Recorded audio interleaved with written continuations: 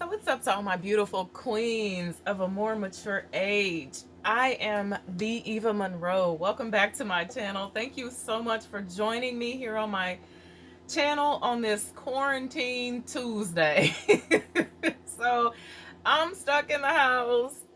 I know a lot of other people are stuck in the house. I was like, wow, I was going to do a fragrance video, but it wasn't on my heart today. So I wanted to talk about some real stuff today. I had some real stuff on my mind because um very exciting moment. I reached 20,000 subscribers, and I'm way past humbled by that. That is, I'm telling you, I never thought that I would get 1,000 subscribers. So it means everything to me.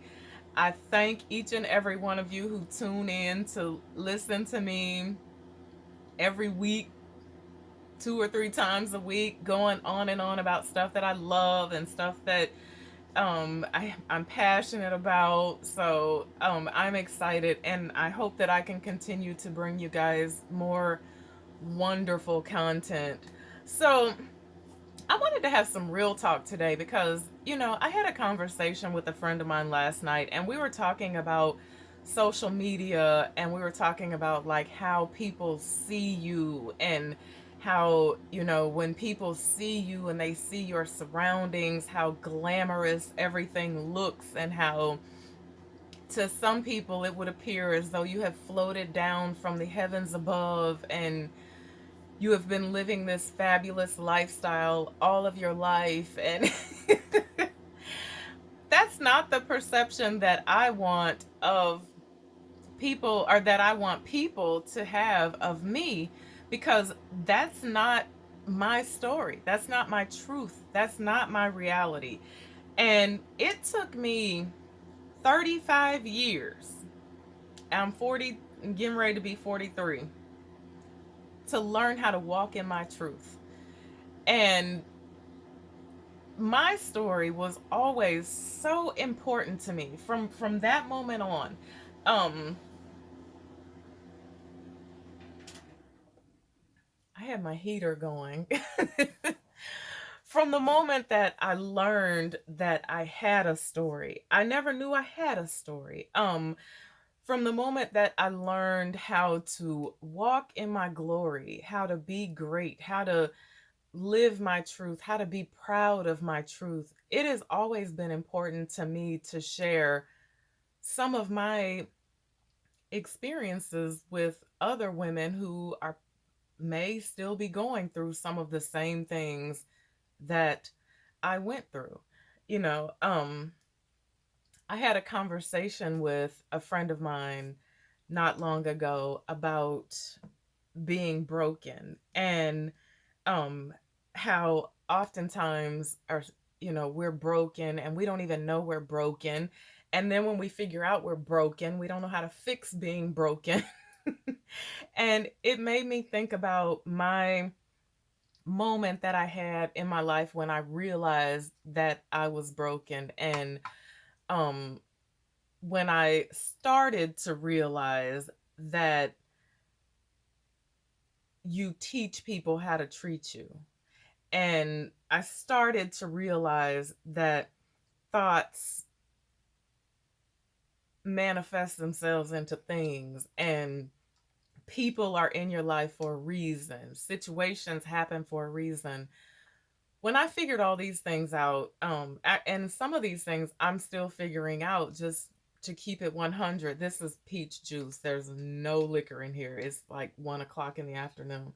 It's 5 o'clock somewhere, but not here. Um, I want to be in focus. I was in my 20s, and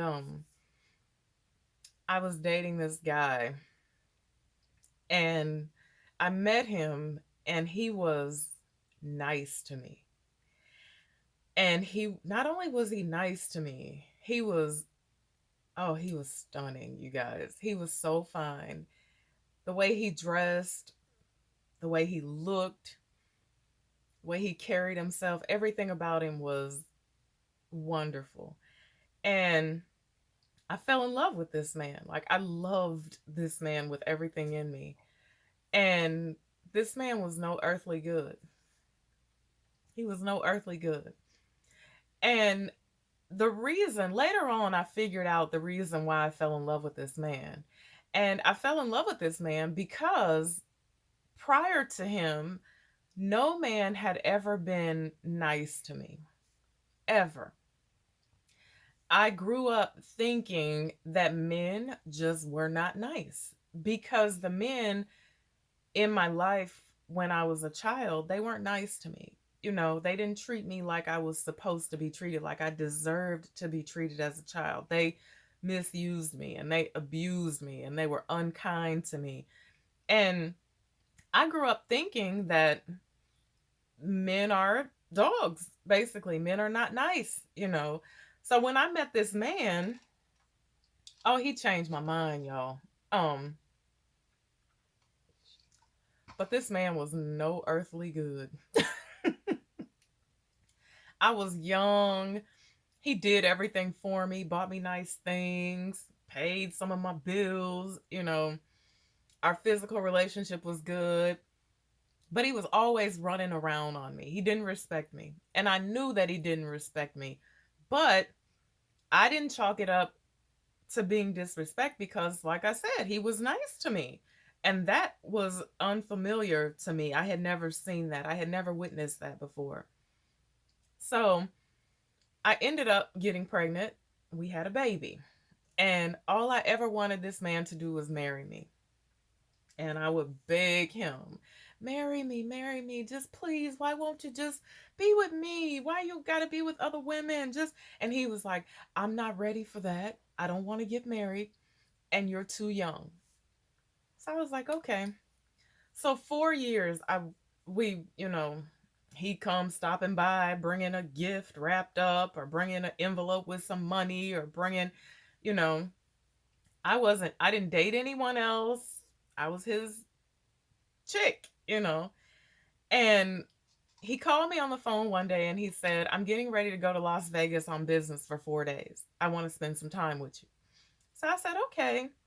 Y'all know what spend some time with you means. So I fixed up, I got myself all together and he spent some time with me. He left. He said, I'll see you when I get back. Behave. I said, okay. So I patiently waited. I don't think I had a cell phone back then. So, was no calling constantly or anything like that. This man got off the plane and he called me and he said, I'm back. I missed you. I want to spend some time with you. So I said, okay. So I fixed up, put on one of my nice little nighties that he probably got me. And he came and he spent some time with me. 3 days later, a woman called me on the phone. A woman that he was known to be seen catting around town with. It had came back to me on several occasions. She called me on the phone and told me that they went to Las Vegas and had a whole wedding. Yo, they got married. I was devastated. But in the midst of my devastation, my foolishness, my childishness, my stupidity, I told this woman, well, he must love me more than he loves you because he was in my bed before he married you. And not 24 hours after he married you, he was right back in my bed. Foolish, childish, stupid, immature. Because I'm now running around with somebody's husband and I'm trying to justify the fact that he loves me more than he loves the woman that he actually said I do to because he was still hopping in and out of my bed like he always had been. So I finally got tired. Probably took me about another year. And I said, Lord, if you help me get this man out of my spirit, I will do everything in life that I am supposed to be doing. I will start trying to figure out who I am supposed to be. So I took 4 days off of work, 4 days. And I know y'all like, oh, there's no money about no man. But I did it because I knew he would come to my job. So I took 4 days off work I told him to come and get the baby. You need to keep the baby for 4 days and don't come to my house. Because now the wife has learned about the baby and, all this. So take your baby home with you and don't come to my house. Every day he would come knocking on my door. I know you in there with somebody. There's somebody in there with you. I would say, nope, I'm not. I'm by myself. Go away. I never opened up the door.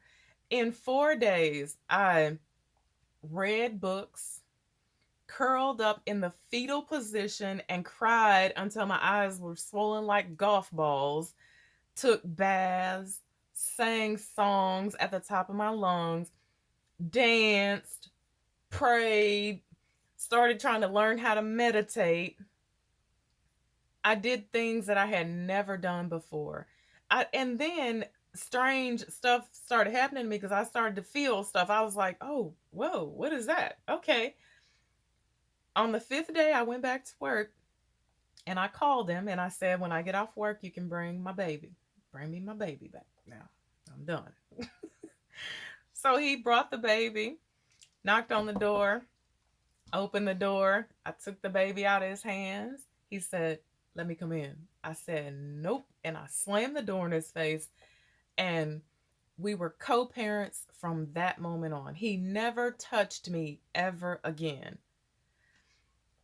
I was free and clear. I could move about through life. I could be a 20-year-old. I could live my life. I could do me. But the one thing I didn't realize was, see, I didn't ask for everything. I didn't ask God to help me with everything because I was broken. And I didn't realize how broken I actually was. I was more broken than I was before I met the nice man. Because remember, I was broken before I met him for the reason why I took him in. And now every man that I met after him would pay a hefty price for everything that he ever did to me. A hefty price. Like, I'm going to cheat on you. I'm not going to respect you. These are all the things that have been done to me. Now I shall return the favor to you.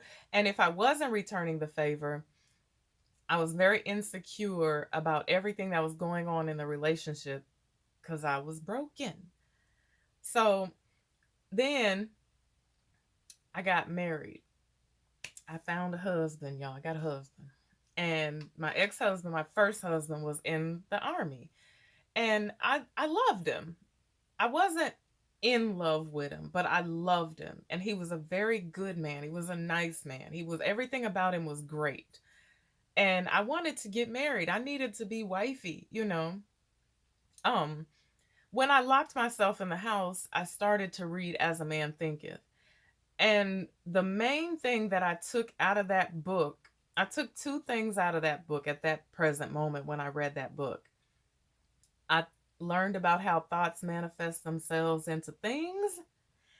And I learned how those things that you fear the most, you're going to be forced to deal with them over and over and over again. And the one thing that I feared in my life the most was being like my mother. Love her dearly. My mother didn't know how to be alone. She always had a man, always had a man. Men didn't treat her nice. She always had a man, but it was always a raggedy man. She was broken. She was broken from her childhood. She was broken all through her adulthood. Let's be clear, she's still broken because she hasn't done the work.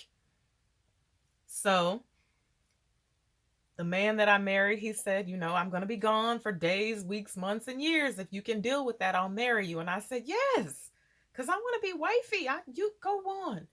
Play army, play soldier. I got you. Be alone. But I didn't know how to be alone because guess what? I was like my mother. Even though I didn't want to be, I fought it so hard every day of my life. I don't want to be like my mother. I'm not going to be like my mother. I'm not going to be like my mother. I was like my mother. I couldn't be alone. And when you can't be alone and you're broken, somebody has to come in and pick up the pieces of you, and help you to feel somewhat of whole, if only for a night, as Luther Vandross said. If only for a night. Um, that was the downfall of my marriage, you know. Secretly, deep down inside, because I was broken, I never felt like I was good enough for my ex husband because he was working on his career. I had been at my same job for 7 years doing the same mess, answering the phone for doctors' offices, taking their calls and dispatching their calls. And I hated my job. It wasn't what I wanted to be doing, but it paid the bills. You know, I made good money. He was in check with his emotions and his feelings, and he was just rock solid and rock hard. He had it all in the bag, and I never felt like I was good enough for him. And I believe, actually, I won't even say I believe, I know that we could have worked through my infidelities. I know that we could have. But I felt like he didn't deserve that, and I didn't deserve him. And so I chose to go our separate ways. So packed up all my shiznit, and I wanted to go somewhere, and I wanted to have a brand new life, and I wanted to start over. I didn't want to know many people, although I knew a few.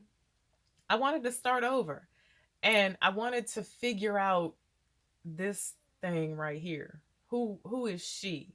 Why in the hell is she so angry? How did she get so broken? Who broke her? Why did they break her? So I moved to St. Louis, Missouri, and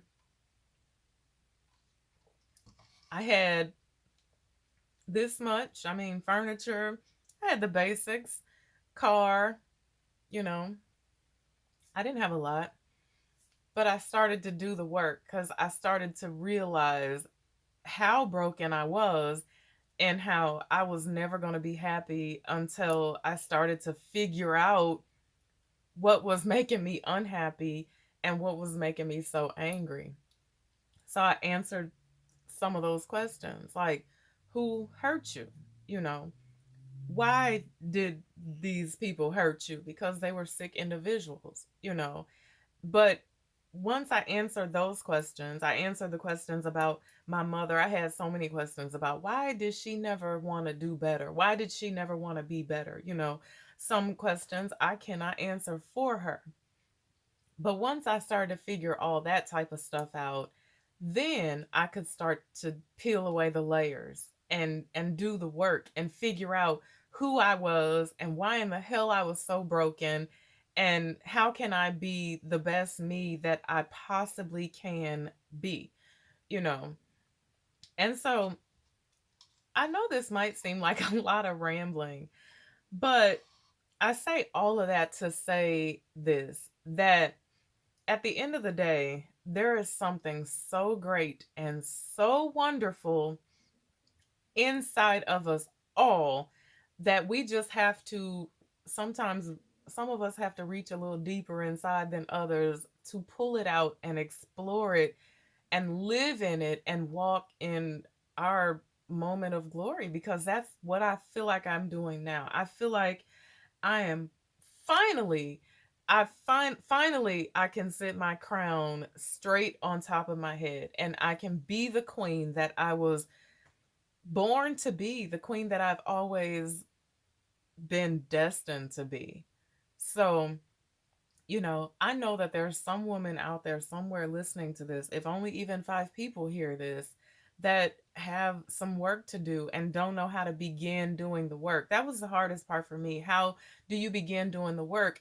And being still is first and foremost. Sometimes you have to move some people and some stuff out of your way and just be still and listen and feel.